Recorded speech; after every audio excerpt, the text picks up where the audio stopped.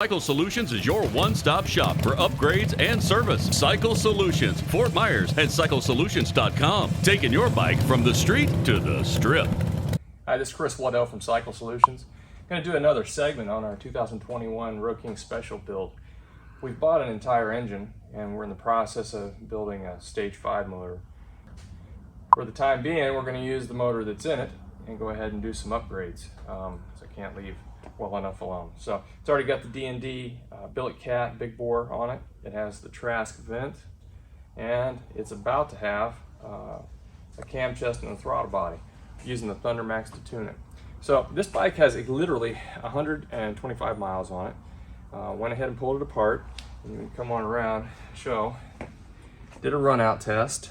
The crank is right at 4 thousandths, so it is more than capable of having the fueling oil pump cam plate in it. So we will be using that. So let's just go ahead and talk about some of the pieces and parts here. This is the fueling cam plate. We're going to use this. I will be using Fueling's HP Plus streetable pump.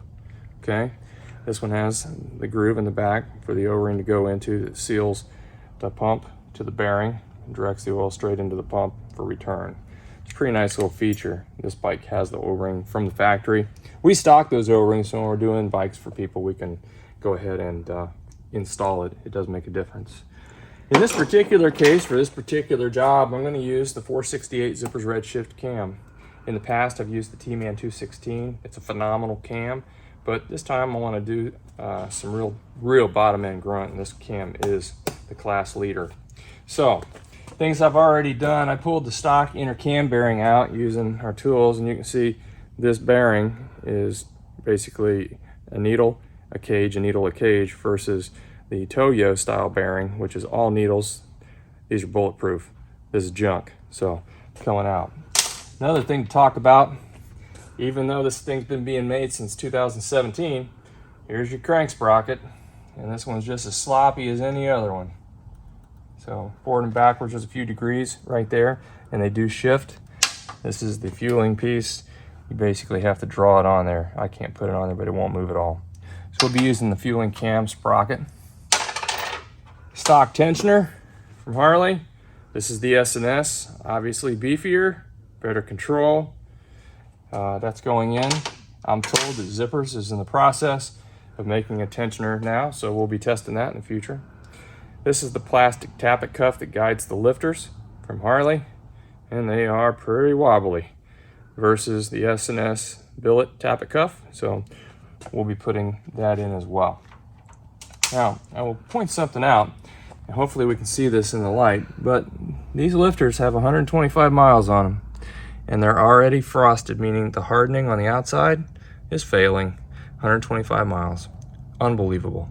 I don't know where they get these lifters, but they need to come up with somebody better. When I get this back together, the motor that is, we'll be taking the plastic intake off, the intake plenum, throttle body's already off, and we'll be putting the horsepower ink, billet throttle body, and intake plenum. Now, these have a tendency to melt and get loose and leak at the head. These do not.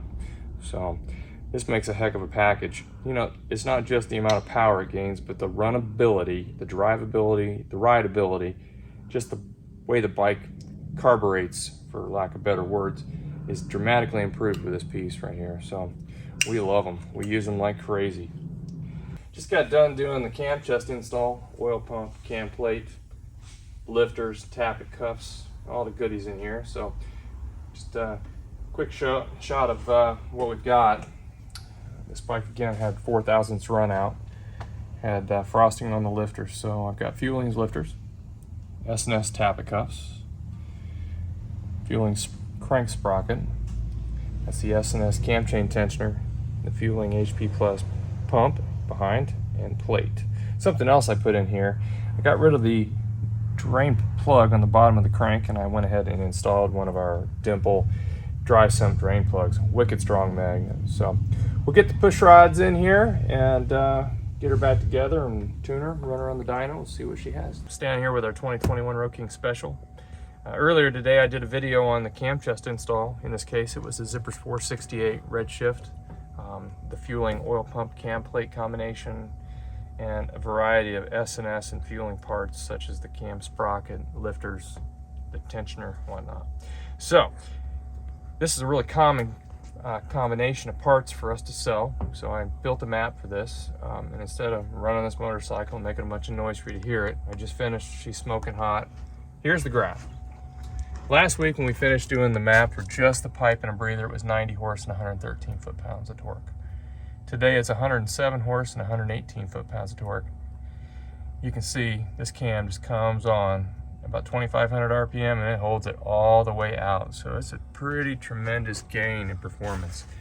If I had a more restricted baffle on this particular D&D, we'd have an even bigger bump of torque on the very bottom. So now we're going to go ahead and take the stock throttle body off and put a horsepower rating 62 millimeter throttle body on it. I'll build a map for that, and then we'll be able to run it again and compare the results from stock with the pipe to pipe and cam to pipe, cam, and throttle body. All on the same dyno, same bike, same tank of gas. Just got done installing a horsepower Inc. 62 millimeter throttle body. Went ahead and built a map for this combination, and I've actually got a really nice trail of events. So this was stock engine with the stage 1 breather from Harley, D&D Billy Cat, no tuner, 81.99, 82 horsepower, 104 torque, the blue. Then, when I got the first Thunder Max available for these, we tuned it. 90 horse, 113.8 foot-pounds of torque, and that's the red, above the blue.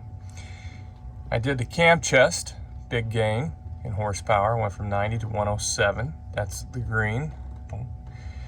And the torque went from 113 to 118 peak. You know, it's not a gigantic gain, 5 foot-pounds, but overall it's a huge gain. And then we did the throttle body here a minute ago, and 111.6 and 125 foot-pounds of torque. So you can kind of see the stair step between stage 1, stage 2, stage 3. And quite literally, as soon as we park the big bore kit and pistons, jugs, heads, and all that work on this bike and a bigger cam, you know, will be well over 150 plus horse. So thanks for tuning in. If you want to be notified when new videos from Cycle Solutions are released, hit the like and subscribe button.